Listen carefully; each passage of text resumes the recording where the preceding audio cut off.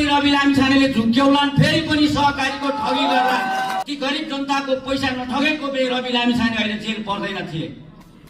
देशको नागरिकता त्यागेर विदेश नगएको भए आज रवि लामिछानेको त्यो काण्ड उठ्दैन थियो। अमेरिकामा नठगेको भए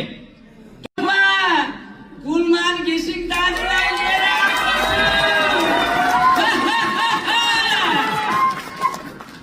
सम्बोधन गरिन, जम्मा 1 मिनेट छ।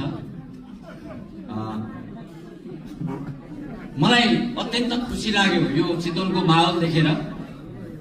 तपाईहरुको यो ऊर्जा, यो माहौल प्रति म एकदमै नतमस्तक छु र उज्यालो पार्टी प्रति म एकदम धेरै धन्यवाद दिन चाहन्छु। मलाई बोल्ने अवसर उज्यालो पार्टीले दिनुभयो।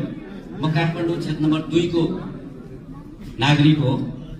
बेला बेला भन्ने गरिन्छ, अस्ति रिमाजीले पनि बोलेपछि के भन्यो भने कलाकार भएर किन राजनीति गरेको, कलाकार भएर किन बोलेको। ए बाबा, हामी कलाकार पहिलो यो देशको नागरिक हो। नागरिकको हैसियतले हामी बोल्छौं। अब हामी चुप लाग्दैनौं। हामीले हाम्रा प्रस्तुति मार्फत पनि देश परिवर्तनकै अभियान चलाएकै हो। सखीगोनी हेर्नुभयो, भद्रगोल हेर्नुभयो, सिसुपानी झ्याम्मै हेर्नुभयो। हामीले जहिले पनि देशलाई असिलो पर्दाखेरि तपाईहरुले हाम्रा सिरियलबाट राष्ट्र प्रेमका धेरै कार्यक्रमहरू हेर्नु भएको छ। त्यही भएर अब बोल्नुपर्छ कलाकारले। मलाई लाग्छ एक दिन यो देशको सम्पूर्ण मन्त्री कलाकार हुनेवाला छ। कुलमान घिसिङको नेतृत्वमा देशका सम्पूर्ण व्यक्ति कलाकार भएर नयाँ नेपालको परिकल्पना गरिनेछ। म यहाँ बोलिरहँदा यो क्षेत्र नम्बर 3 रवि लामिछानेजीको क्षेत्र रहेछ। तपाईहरुलाई फेरि पनि नमस्कार गरे। म फेरि पनि रवि लामिछानेले झुक्क्याउलान्, फेरि पनि सहकारीको ठगी गर्लान्। हामी सत्य बोल्न डराउँदैनौं।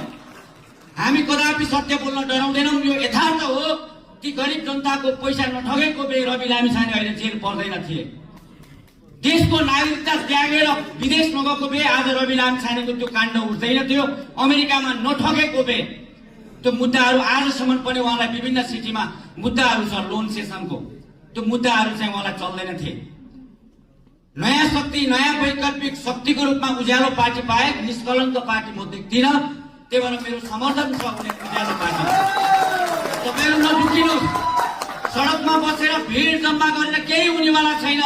चितवनको जनताले को सत्य छ को असत्य छ बुझिसक्नु भएको छ। आज हाम्रो यहाँ कार्यक्रम हुन्छ भन्ने थाहा हुँदै हामीलाई बिथोल्नको लागि पनि प्रयास भएको छ। साथीहरूले होइन भन्नुभयो, डराउनु पर्दैन। चिम बलिसकेको छ, बलिरहन्छ, बलि नै रहन्छ। सब्स्क्राइब गर्नुभयो छैन? गरिदिनु यार।